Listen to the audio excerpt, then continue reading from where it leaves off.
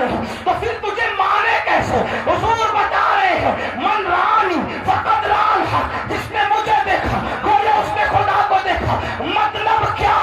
جان کے ٹکڑے ہوتے دیکھ کر لوگ کہے کیا طاقت ہے محمد رسول اللہ کی، سورج کو پلٹتا دیکھ کر لوگ اندازہ کریں کیا طاقت ہے محمد رسول اللہ کی، کنکریوں کو ذکر کراتا دیکھ کر لوگ اندازہ کریں کیا طاقت ہے محمد رسول اللہ کی۔ تو پھر بات یہ بنتی ہے جب بندے کی قوت کا یہ عالم ہے تو ان کو بنانے والے خدا کی قوت کا عالم کیا ہو؟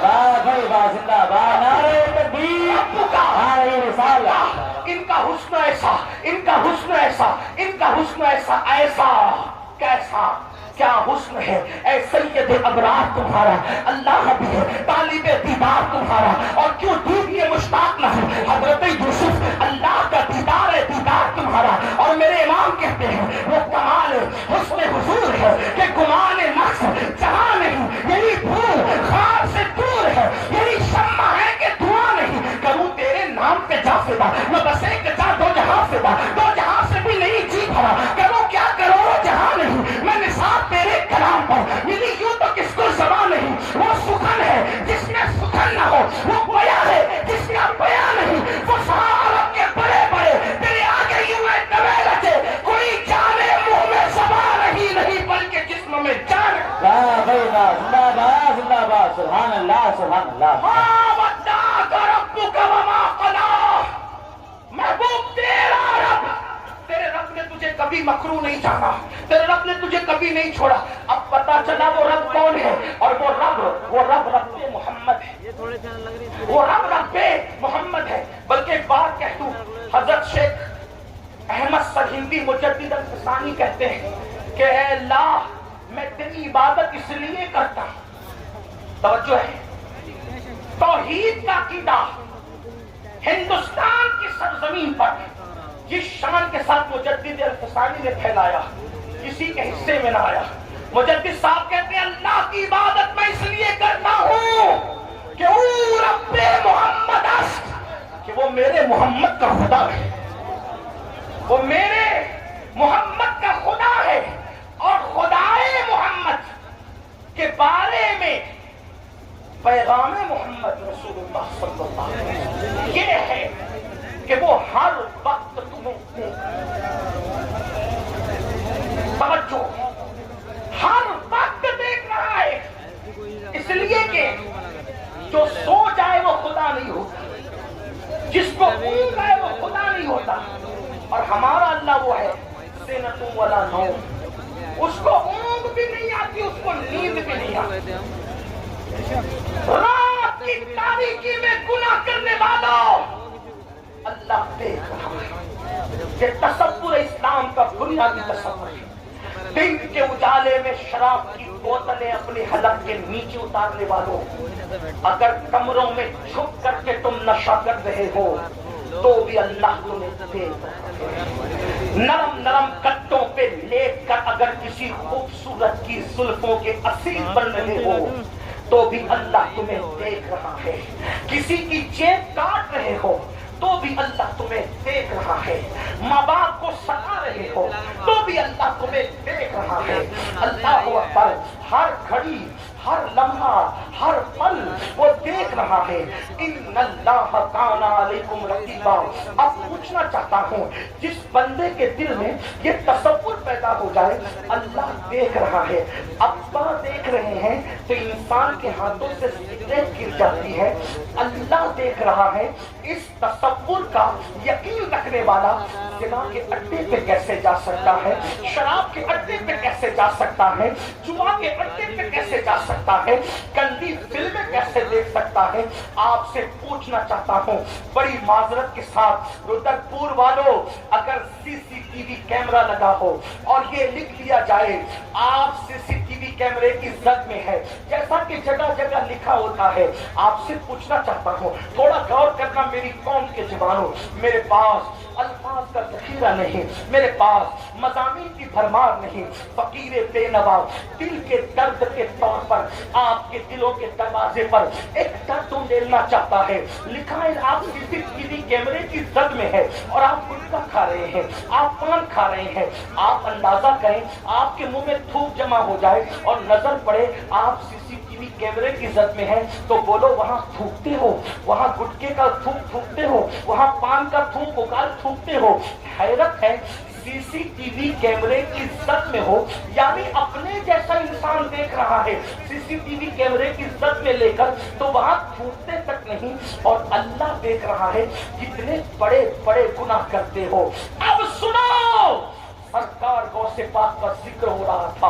وہی غوث اعظم شیخ عبد القادر جیلانی فرماتے ہیں جو بندوں کے ڈر سے گناہ چھوڑ, جو بندوں کے ڈر سے گناہ چھوڑ دے, لوگوں کے سامنے گناہ نہ کرے جیسا کہ میں اور آپ کرتے ہیں. چیئرمین صاحب دیکھ رہے ہیں, نگاہیں نیچی. علامہ غفران صاحب دیکھ رہے ہیں, کسی کی جیب میں ہاتھ. علامہ زاہد دیکھ رہے ہیں, میاں دیکھ رہے ہیں, کھڑے ہو کے پانی بھی نہیں پیئیں گے کیونکہ یہ سب دیکھ رہے ہیں. بندے دیکھ رہے ہیں, کھڑے ہو کے پانی بھی نہیں پینا, اور اللہ دیکھ رہا ہے. اللہ دیکھ رہا ہے رشوت کھا رہے ہو, اللہ دیکھ رہا ہے سود کھا رہے ہو, اللہ دیکھ رہا ہے چپل اور سبزی بیچنے کے لیے اللہ کی جھوٹی قسمیں کھا رہے ہو. لوگ کہتے ہیں مسلمان ذلیل کیوں ہو رہا ہے. میں نے کہا جو قوم اللہ کی قدر نہ کرے اس قوم کی کیا قدر ہوگی. وما قدر اللہ حق قدرہ, تم نے اپنے اللہ کی ایسی قدر نہیں کی جیسا کہ قدر کرنی چاہیے تھی. سی سی ٹی وی کیمرے کی زد میں ہو, تھوکتے نہیں, اللہ دیکھ رہا ہے. غوث پاک فرما رہے جو لوگوں کے ڈر سے گناہ چھوڑ دے اور تنہائی میں گناہ کرے وہ زندیق ہے, زندیق. یہ غوث پاک کا مسئلہ ہے. قادری بنتے ہو سو کاٹ, خود سادہ قادری. قادریت کپڑے پکڑ کر نہیں ملتی, قادریت صرف رسمی طور پہ ہاتھ میں ہاتھ دینے سے نہیں ملتی, قادریت چند کلمات پڑھنے سے نہیں ملتی. قادریت سرکار غوث اعظم کی تعلیمات کو جب تک کہ حرز جان نہ بنا دیا جائے اس وقت تک کہ قادریت کا تصور نہیں کیا جا سکتا. اگر قادریت اتنی سستی اور آسان ہوتی تو 14ویں صدی کا مجدد 1200 سے زائد کتابوں کا مصنف یہ دعا نہ کرتا قادری کر, قادری کر, پھر کر پر بات ختم نہیں کی, قادری رکھ. قادریوں میں اٹھا مطلب قادریت جنت کی ضمانت ہے, اسی لیے تو قادریت پر اٹھنے کی دعا کی جا رہی ہے. جانے جہاں قادریت ہوگی وہاں جہنم نہیں ہوگی, جہاں قادریت ہوگی وہاں جنت ہوگی, جہاں قادریت ہوگی اللہ وہاں امن ہوگا, جہاں قادریت ہوگی وہاں سلامتی ہوگی, جہاں قادریت ہوگی وہاں خدا کی رحمت ہوگی, جہاں قادریت ہوگی وہاں رسول کا دامن ہوگا, جہاں قادریت ہوگی وہاں ولیوں کی عنایت ہوگی. اور قادریت آئے گی کہاں, جہاں گناہ ہوگا وہاں قادریت کا رنگ نہیں ہوگا, جہاں خدا کا خوف نہیں ہوگا وہاں قادریت کا رنگ نہیں ہوگا, جہاں بے نمازی پن ہوگا وہاں قادریت کا رنگ نہیں ہوگا, جہاں بے خوفی ہوگی وہاں قادریت کا رنگ نہیں ہوگا. اسی لیے تو وقت کا مجدد 1200 سے زائد کتابیں لکھ کر دی پہلے قادری بننے کی دعا. قادری کر, قادری رکھ, قادریوں میں اٹھا. غوث پاک فرماتے وہ زندیق ہے, زندیق جو لوگوں کے درمیان گناہ نہیں کرتا اور اکیلے میں کرتے. لوگوں نے کہا اکیلے میں گناہ کر کے کوئی زندیق کیسے ہو سکتا ہے؟ تو غوث پاک فرماتے لوگوں کے سامنے گناہ کیوں نہیں کر رہا ہے, پر لوگ دیکھ رہے ہیں. اکیلے میں کیوں کر رہا ہے, اکیلے میں کیوں کر رہا ہے, پر کوئی نہیں دیکھ رہا ہے. کوئی نہیں دیکھ رہا ہے تو کیا اللہ بھی نہیں دیکھ رہا ہے. وہ کون سا دروازہ تم نے بنایا جو خدا اور بندے کے درمیان کھلتا اور تم اس کو بند کر دو؟ ہے کوئی ایسا دروازہ, ہے کوئی ایسا باب؟ تو غوث پاک فرماتے ہیں جو بندوں کی وجہ سے گناہ چھوڑے اور خدا کے خوف سے گناہ نہ چھوڑے وہ زندیق نہیں ہے تو کیا ہے؟ تو اللہ ہمیں دیکھ رہا ہے۔ اگر یہ تصور نہیں ہے تو پھر مومن بھی نہیں ہو، مسلمان بھی نہیں ہو۔ ایک بات پوچھنا چاہتا ہوں، اللہ دیکھ رہا ہے یہ مانتے ہو، پھر گناہ کیوں کرتے؟ اور اگر گناہ کرتے ہو یہ سوچ کے کہ اللہ نہیں دیکھ رہا ہے معاذ اللہ، تو پھر مسلمان کیوں؟ ایک حدیث سنیے، ایک حبشی بارگاہ رسالت میں جلوگر ہے، حضور کی محفل میں حبشی بیٹھا ہوا ہے۔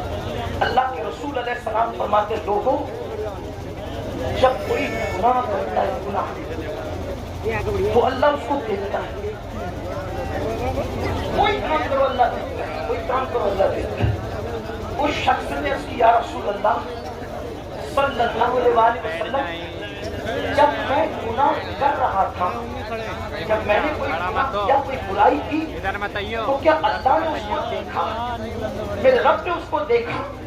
تو اس وقت میرے آقا نے فرمایا ہاں تم جو کرتے ہو اللہ تمہیں دیکھتا ہے۔ غور فرمائیں، اس حبشی نے سنا کہ میں نے جب گناہ کیا تو اللہ نے مجھے دیکھ لیا، کہا ہاں تم جو کام کرتے ہو اللہ تمہیں دیکھتا ہے۔ بس اتنا سننا تھا، اس نے چیخ ماری اور چیخ مار کے زمین پہ گر گیا اور اس کا جسم ٹھنڈا ہونے لگا۔ لوگوں نے اٹھانے کی کوشش کی، میرے آقا علیہ السلام نے فرمایا خدا کی خشیت اور خدا کے خوف کی وجہ سے اس کی جان نکل گئی، روئے زمین پر کسی جنتی کو دیکھنا ہے تو اس حبشی کی زیارت کر لو، کیونکہ اللہ کی خشیت میں اس کی جان نکل گئی۔ میں پوچھنا چاہتا ہوں اے میری قوم کے جوانوں، اپنی زوال کا سب سے بڑا سبب یہ ہے ہم سب بنے، ڈاکٹر بنے، انجینئر بنے، ٹیچر بنے، یہ بنے، خطیب بنے، ادیب بنے، نقیب بنے، سب بن گئے، لیکن کیا ہم اللہ کے بندے بھی بنے؟ کیا ہم اللہ رب العزت کے بندے بھی بنے؟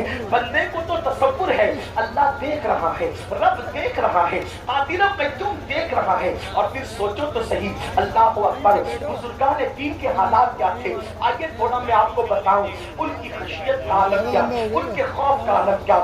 یاد رکھنا آج مسلمانوں کا حال یہ ہو گیا ہے، ہیرو ہیروئن کی جدائی کے مناظر فلموں میں دیکھتے ہیں تب ان کی آنکھوں میں آنسو آتے ہیں، سیریلوں میں جذباتی مناظر دیکھتے ہیں تو بھی ان کی آنکھوں میں آنسو آتے ہیں، کوئی ایکسیڈنٹ دیکھتے ہیں ان کی آنکھوں میں آنسو آتے ہیں، 500 کی نوٹ گم ہو جائے آنکھوں میں آنسو آتے ہیں، کوئی مر جائے آنکھوں میں آنسو آتے ہیں۔ میں پوچھنا چاہتا ہوں میری قوم کے جوانوں، سب کو یاد کر کے، غموں کو یاد کر کے، ہیرو ہیروئن کے جدائی کے مناظر کو دیکھ کر روتے ہو؟ کیا کبھی اپنے گناہوں کو یاد کر کے بھی روئے؟ کیا کبھی اللہ کے خوف سے بھی روئے؟ کیا کبھی خدا کی خشیت سے بھی روئے؟ مجھے بتاؤ۔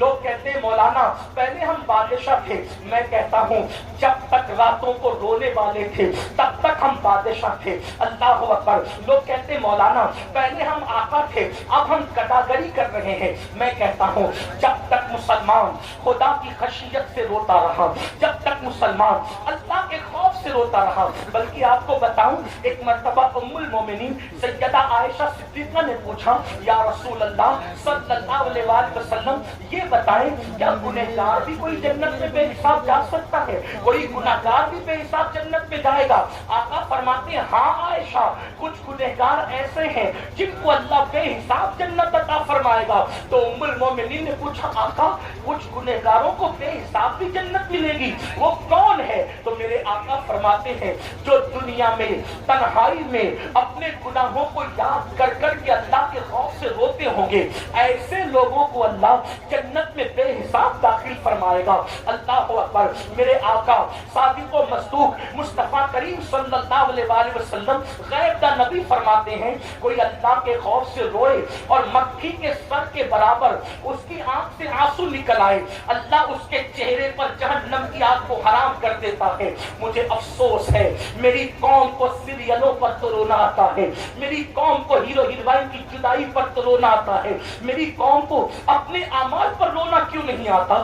آج کی آپ کو بتاؤں کتنے افسوس کا مقام ہے، ہم گناہ کر کے بھی نہیں اللہ سے ڈرتے۔ ہمارے اسلاف نیکیاں کر کے اللہ سے ڈرا کرتے تھے، ان کے دلوں میں خشیت کا عالم کیا تھا نہیں جانتے۔ آؤ آپ کو بتاؤں ذرا ذرا دل کے کانوں سے یہ بات سننا. ایک مرتبہ میرے اور آپ کے امام الائمہ سراج الامہ کاشف الامہ سیدنا نعمان بن ثابت کروڑوں حنفیوں کے امام اعظم ابو حنیفہ عشاء کی نماز پڑھاتے ہیں اور دوران نماز عشاء آپ سورت کی تلاوت کرتے ہیں.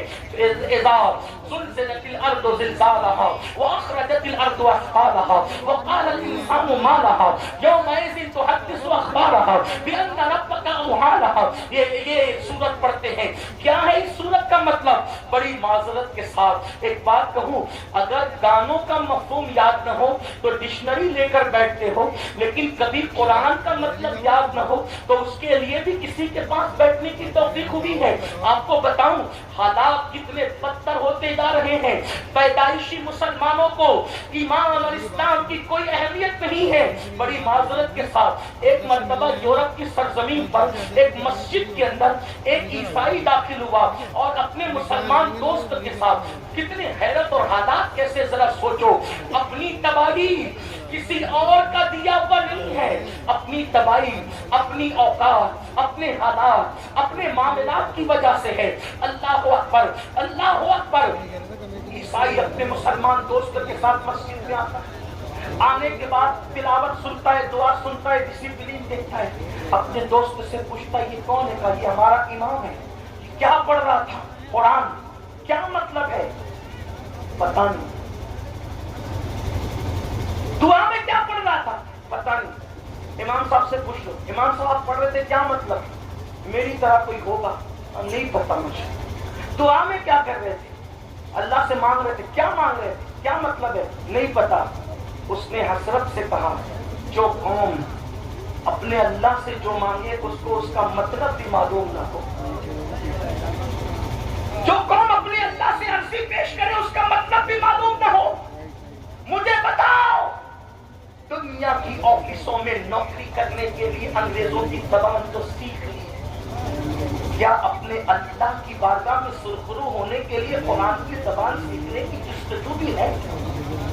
ہم انگریزی زبان کے مخالف نہیں ہیں. ہمارے مذہب نے ہر زبان سیکھنے کا حکم دیا، لیکن پوچھنا چاہتا ہوں اپنے دشمنوں کی زبان دنیا جیتنے کے لیے تو سیکھ لی، آخرت کی سرخروئی کے لیے چند صورتوں کا ترجمہ بھی یاد نہ کر سکے. اور آپ کو ترجمے کی یاد کرنے کے لیے کہیں اور آنے جانے کی ضرورت نہیں ہے. تمہارے یہاں تو احمد رضا جیسا مفسر موجود ہے جس نے کنز الایمان کی شکل میں ایمان کا خزانہ عطا کیا ہے. اور ترجمے کی قدرتوں کا عالم یہ ہے کہ مولوی عبد الکریم پاریخ جیسا مفسر قرآن جو دوسری جماعت کا ہے وہ کہتا ہے کہ میں نے مولانا احمد رضا کا ترجمہ پڑھا اور 10 تراجم پڑھ کے آیتوں کا اس نتیجے پہ پہنچا. مولانا عبد الکریم پاریخ کی بات کر رہا ہوں، میں اپنی بات نہیں کر رہا ہوں. عبد الکریم پاریخ صاحب کہتے ہیں کہ میں امام احمد رضا کا کنز الایمان پڑھنے کے بعد اس نتیجے پر پہنچا کہ اگر بفرض محال قرآن اردو زبان میں نازل ہوتا تو جو مولانا نے ترجمہ کیا ہے بعض آیتیں بالکل اس کے سبحان اللہ سبحان اللہ. ایسا قرآن کا ترجمہ کرنے والا ہماری جماعت میں موجود ہے اور ہمیں قرآن کی چند صورتوں کا ترجمہ بھی یاد نہیں. تو یہ کر رہا تھا قرآن کے ساتھ رونا، تلاوت کے ساتھ رونا، یہ لوازمات قرآن میں سے، آداب تلاوت میں سے. لیکن ہم نے تو آیت کی عذاب کو گا کر کے اور خوش رہنے سے پڑھ لیا. آپ کو پتہ ہے ایک مرتبہ ابن مسعود نے قرآن پڑھا رضی اللہ تبارک و تعالی عنہ. معلم الامہ عبداللہ ابن مسعود قرآن پڑھتے. حضور نے فرمایا ابن مسعود قرآن تو پڑھ رہی ہے، اس کا ساز و سامان اس کے ساتھ کہاں ہے؟ تو حضور وہ کیا ہے؟ فرمایا قرآن حسن کے لہجے پہ اترا ہے. جب بھی قرآن پڑھا کرو تو رونے کے لہجے میں پڑھا کرو. رونا نہ آئے تو کم سے کم رونے جیسی صورت بتا.